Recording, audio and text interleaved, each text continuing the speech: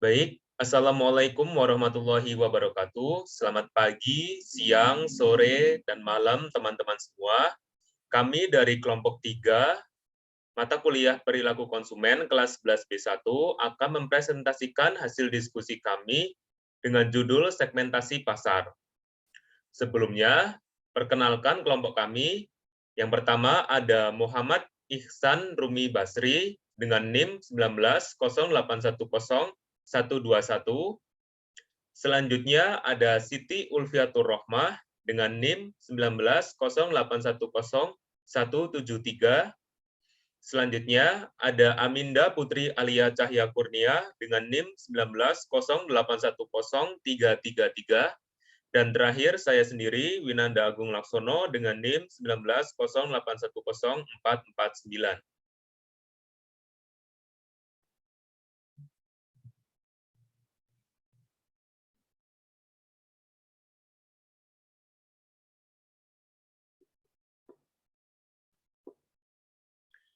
Baik, kita masuk ke materi yang pertama, segmentasi pasar. Pengertiannya, menurut Kotler 2003, segmentasi pasar merupakan suatu aktivitas membagi atau mengelompokkan pasar yang heterogen menjadi pasar yang homogen, atau memiliki kesamaan dalam hal minat, daya beli, geografi, perilaku pembelian, maupun gaya hidup. Segmentasi pasar bisa disebut juga dengan membagi pasar menjadi homogen hingga relatif mempunyai kebutuhan dan keinginan yang sama. Menurut Kotler, segmentasi pasar merupakan tindakan membagi suatu pasar menjadi kelompok pembeli yang mungkin memerlukan produk atau bauran pemasaran yang berbeda pula.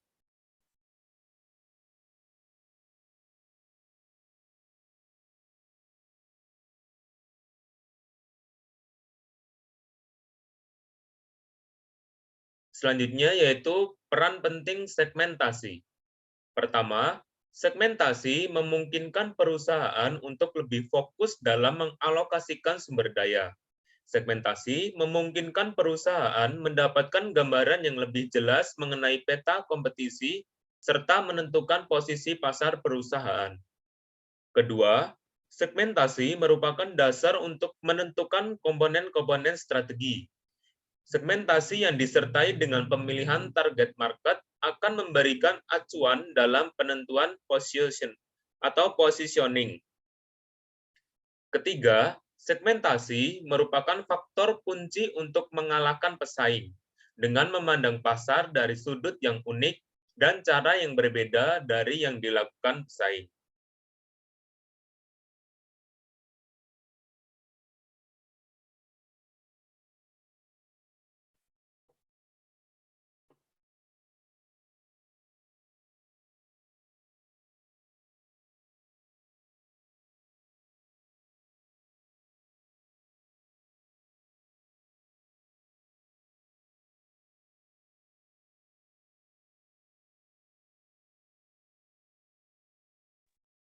Maaf untuk Saudari Ulfi, bisa diaktifkan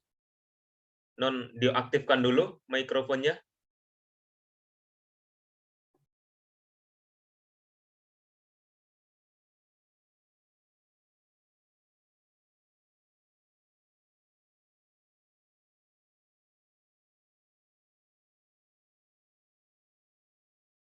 Maaf untuk Saudari Ulfi, bisa diaktifkan dulu mikrofonnya.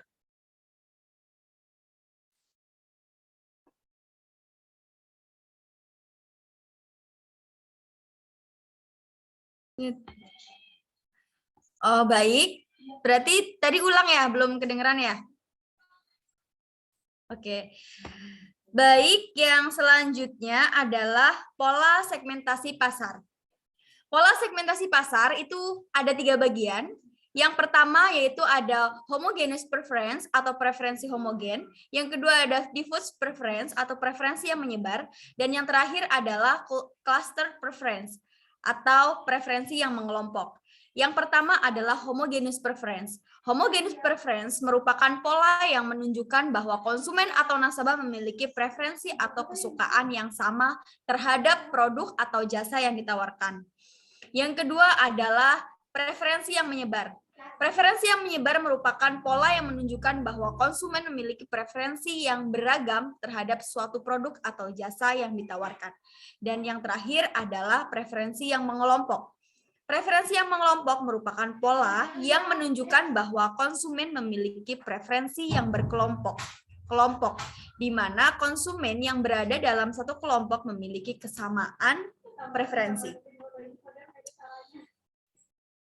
Selanjutnya ada dasar segmentasi. Dasar segmentasi itu terbagi menjadi 3 bagian. Yang pertama ada segmentasi demografi, yang kedua ada segmentasi geografis, dan yang terakhir adalah psychographic segmentation. Yang pertama, segmentasi demografi. Segmentasi demografi merupakan pembagian dalam sejenis berdasarkan variabel demografi atau biasanya berdasarkan kependudukan seperti usia, gender, anggota kelompok dalam rumah tangga, lalu family life cycle, pekerjaan, pendidikan, agama, suku, pendapatan, maupun kebangsaan. Dan yang kedua ada segmentasi geografis. Biasanya segmentasi geografi ini membagi menjadi unit geografis yang berbeda. Misalnya seperti kota-kota tertentu seperti Kalimantan, Jawa Timur, Sumatera, Semarang, dan lain sebagainya. Dan yang terakhir adalah psychographic segmentation. Nah, psychographic segmentation ini biasanya membagi pasar berdasarkan dimensi psikologis konsumen. Misalnya seperti gaya hidup atau lifestyle, opini, hobi, ketertarikan, dan yang lainnya. Selanjutnya ada syarat segmentasi yang efektif. Syarat segmentasi yang efektif meliputi ada beberapa di sini, ada 5. Yang pertama ada measurability, yang kedua ada substantiability, yang ketiga accessibility, yang keempat differentiable, dan yang terakhir adalah actionability. Yang pertama measurability atau artinya dapat diukur. Berarti segmentasi pasar ini dapat diukur secara kuantitatif. Yang selanjutnya ada substantiability. Berarti segmen tersebut cukup besar dan juga menguntungkan. Dan yang ketiga ada accessibility, yaitu kemampuan untuk dijangkau. Berarti hal ini segmen tersebut harus mudah dijangkau untuk dilayani. Dan yang keempat itu ada differentiable, artinya beda atau dapat dibedakan. Berarti segmen ini tersebut dapat dibedakan dengan jelas. Yang terakhir ada actionability. Actionability itu adalah action, di mana suatu tindakan atau kemampuan untuk bertindak. Berarti segmen tersebut dapat diambil tindakan. Artinya program-program pemasaran yang efektif dapat dirumuskan untuk menarik dan melayani segmen-segmen tersebut.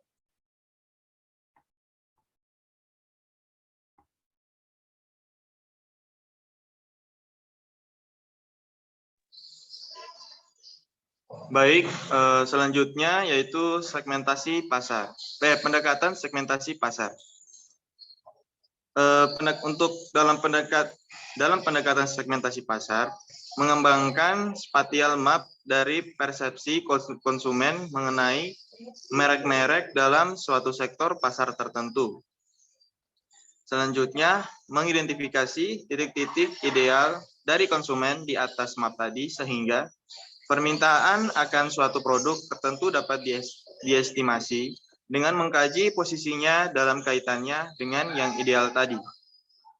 Kemudian mengembangkan sebuah model yang akan memberikan dasar untuk memprediksi respon konsumen terhadap produk-produk baru.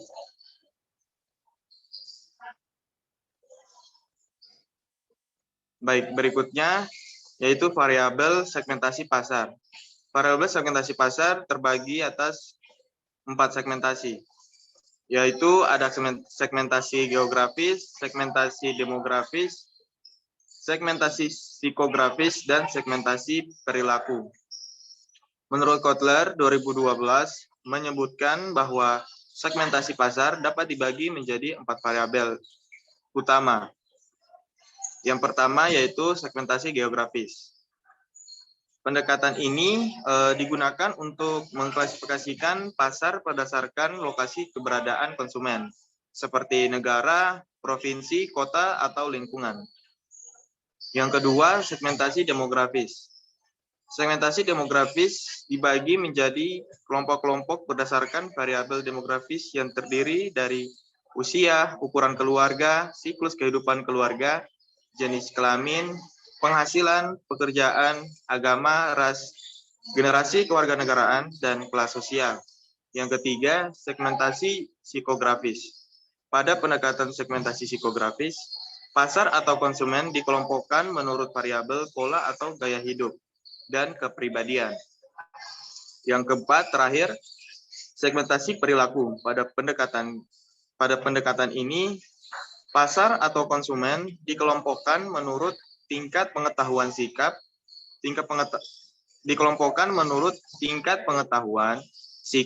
penggunaan atau respon terhadap suatu produk.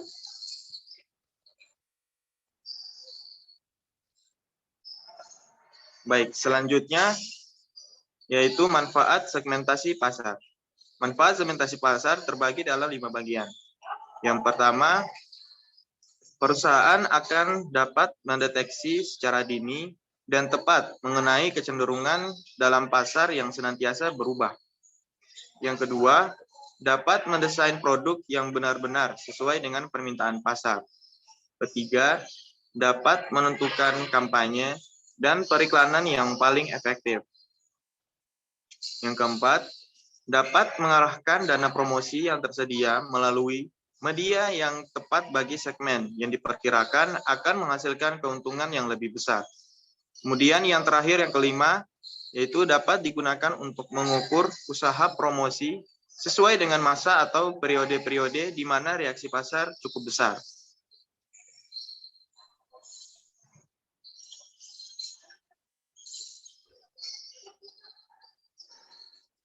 Baik, selanjutnya terdapat beberapa kelemahan segmentasi pasar. Yang pertama yaitu biaya produksi akan lebih tinggi karena jangka waktu proses produksi lebih pendek.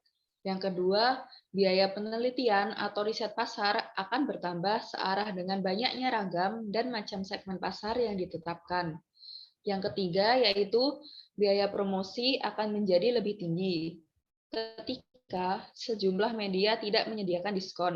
Yang terakhir yaitu 4, kemungkinan akan menghadapi pesaing yang membidik segmen serupa. Selanjutnya yaitu beberapa implementasi segmentasi pasar. Yang pertama, implementasi segmen pasar demografis. Segmen demografis pada produk Jelly Hits adalah pria ataupun wanita, dari remaja hingga dewasa, yang masih menjadi mahasiswa atau sudah mempunyai pekerjaan. Jelly Hits terbuat dari bahan yang halal dan layak dikonsumsi, sehingga hal ini Jelly Hits dapat dikonsumsi oleh semua agama dan dapat dinikmati oleh seluruh kalangan masyarakat. Yang kedua yaitu implementasi segmen dari pasar geografis. Jelly Hits adalah usaha yang berada di wilayah Tembalang dan Semarang. Wilayah Tembalang ini merupakan ruang lingkup di perkotaan yang padat penduduk, mulai dari penduduk asli Tembalang, mahasiswa atau mahasiswi Undip, mahasiswa atau mahasiswi Polines, dan mahasiswa atau mahasiswi Poltekkes.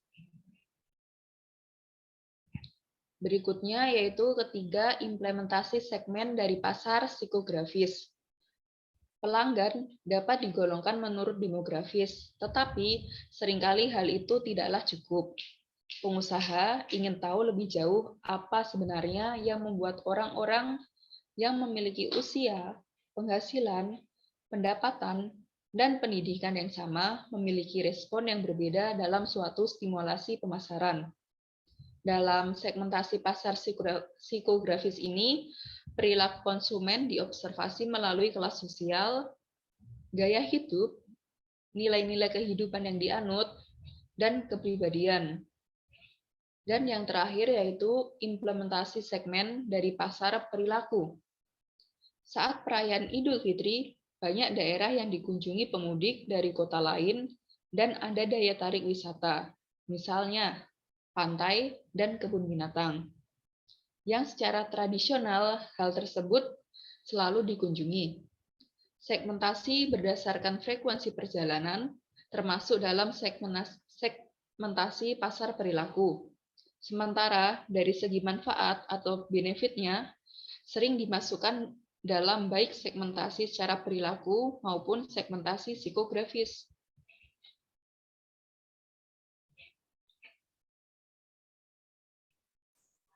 Baik, demikianlah presentasi dari kelompok 3 mengenai segmentasi pasar.